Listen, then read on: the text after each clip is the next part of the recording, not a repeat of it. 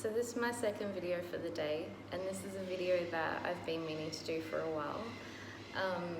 A couple months ago or more, a friend of mine who's never been a Jehovah's Witness and who I made friends with after leaving the religion, the cult, whatever you want to call it, he asked me, when I first started making videos, he gave me the suggestion of making a video talking about what a week in the life of a Jehovah's Witness is like.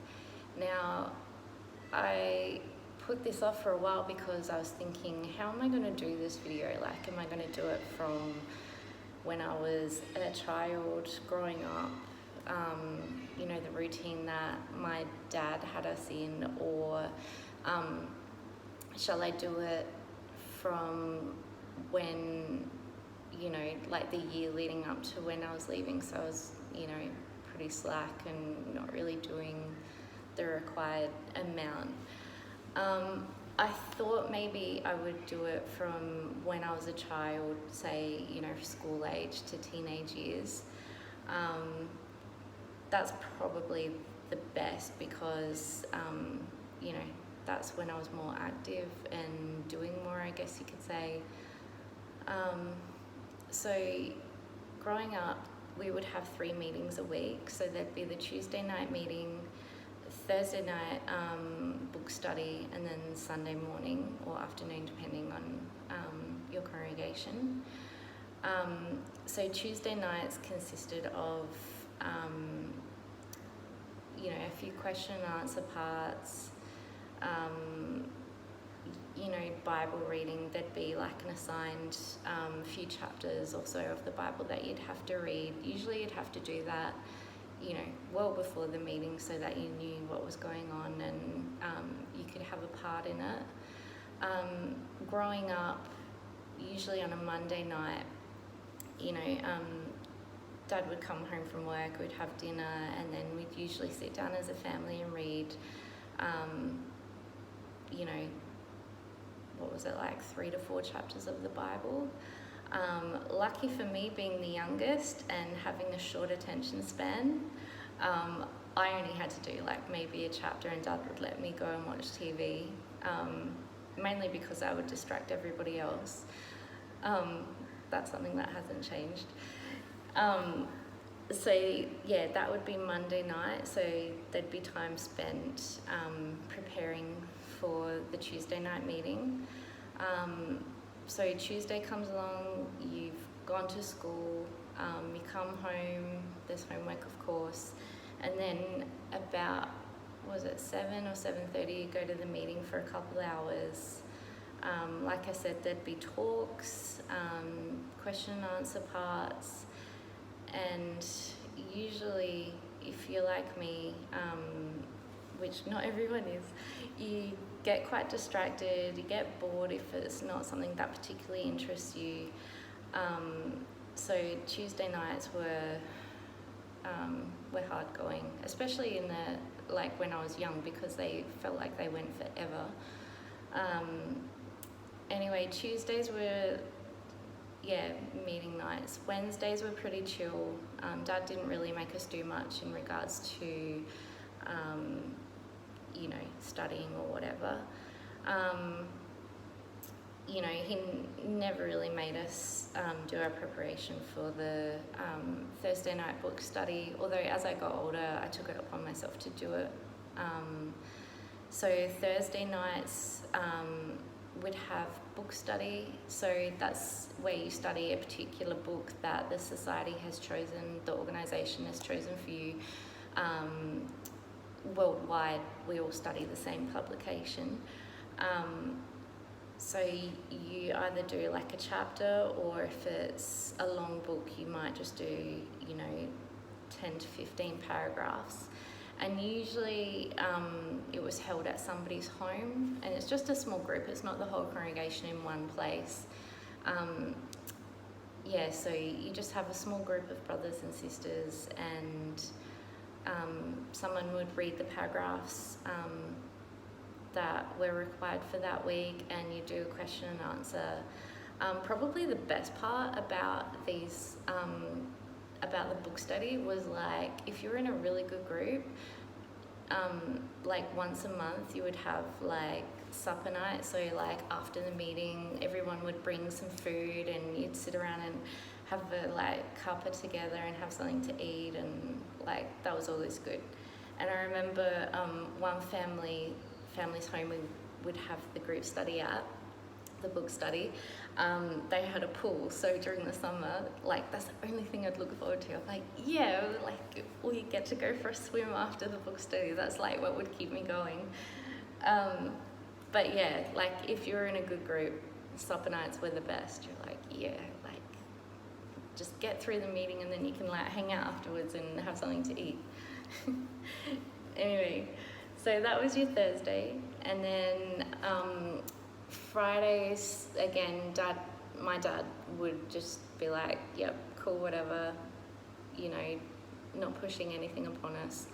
I mean, sometimes me and Dad would have a study together when, you know, he was trying to get me to think seriously about being a Jehovah's Witness and, you know, making a dedication and whatnot. So sometimes that would be on a Friday night. We would, just me and him, just, you know, go through, study a book together, and in the hopes of advancing my knowledge in the Jehovah's Witness faith. So that would sometimes be a Friday night. Saturday mornings, you get up early, which sucks as a kid because you've been at school all week and then you have to get up and go out witnessing.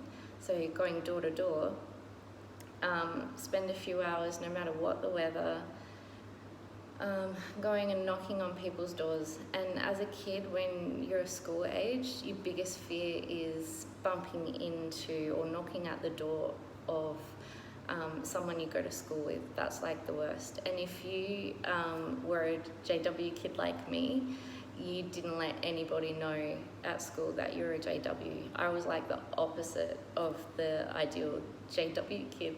I never let anyone know, apart from my closest friends, that I was Jehovah's Witness.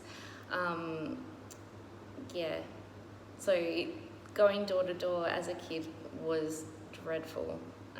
That fear of bumping into a kid that you go to school with, and then going back to school on Monday and going, shit, they're gonna like tell everybody that I was knocking at their door and I'm some weirdo, and that was the worst. And I'm pretty sure most JW kids went through that. So usually Saturday afternoons, pretty chill, you can do what you want. And then usually Saturday nights you would do preparation for the meeting on Sunday. So on Sundays there is a public talk given by an elder or a ministerial servant, so someone higher up in the organisation.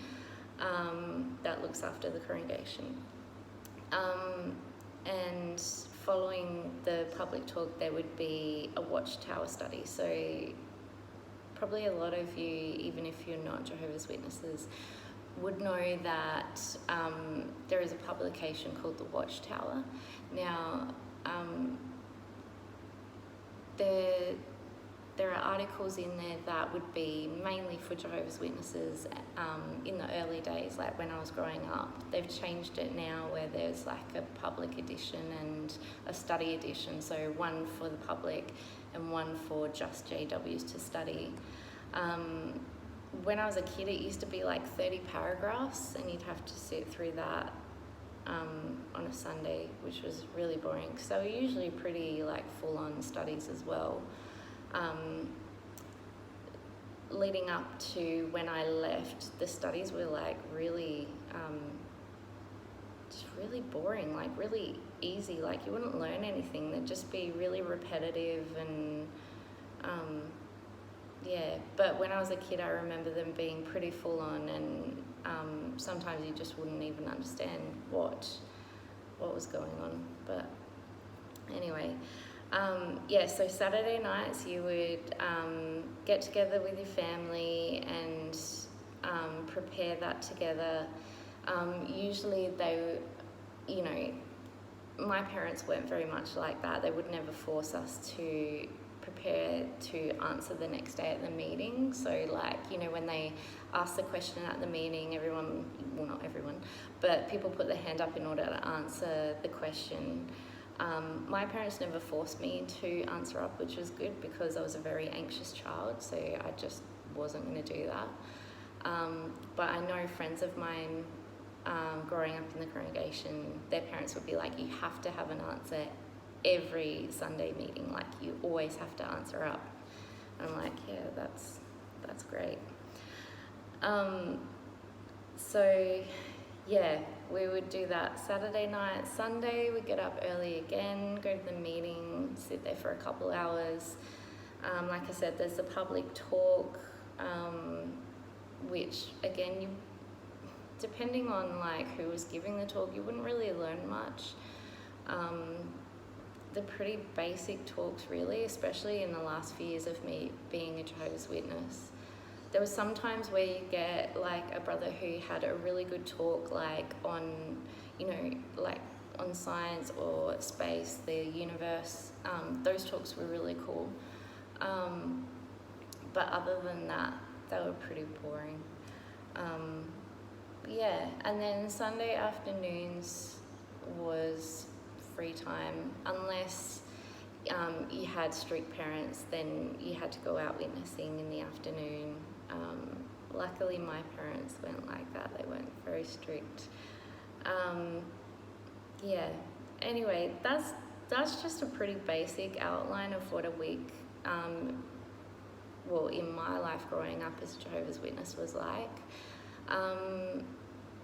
Apart from like the weekly meetings and whatnot, you'd have every now and then, I forget what the distance apart was, but you'd have like a one-day special assembly day where there'd be like 3,000 to 5,000 people, Jehovah's Witnesses together, and you'd sit for the whole day and listen to talks and whatnot.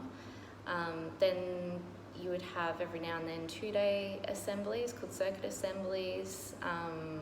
Again, like about 5 congregations from in the area or whatever would come together, and you'd sit for 2 days and listen to talks and things like that. And then once a year you'd have district conventions, which was 3 days. And pretty much if you're growing up like around the teenage years, the best thing about that was checking out like the the young brothers who were around, seeing who's out there. That's pretty much the objective when you're a teenager and you go to a district convention. It doesn't really matter what is on the program. What you might learn is about making contacts and seeing the potential out there. Anyway, I'm sure this video could have been done better and more comprehensive, but that's basically what growing up, a basic week was like as a Jehovah's Witness child. Like I said at the start of the video, I was tossing up whether to do what I just did, which is a week in the life of a JW when I was a kid, so school age. Doing a video of a week in my life before leaving the religion would be quite different, but I might do that another time. Anyway, to my friend who asked for me to do a video like this, I hope that was informative. Yeah. Anyway, until next time, I'll see you next time. Bye.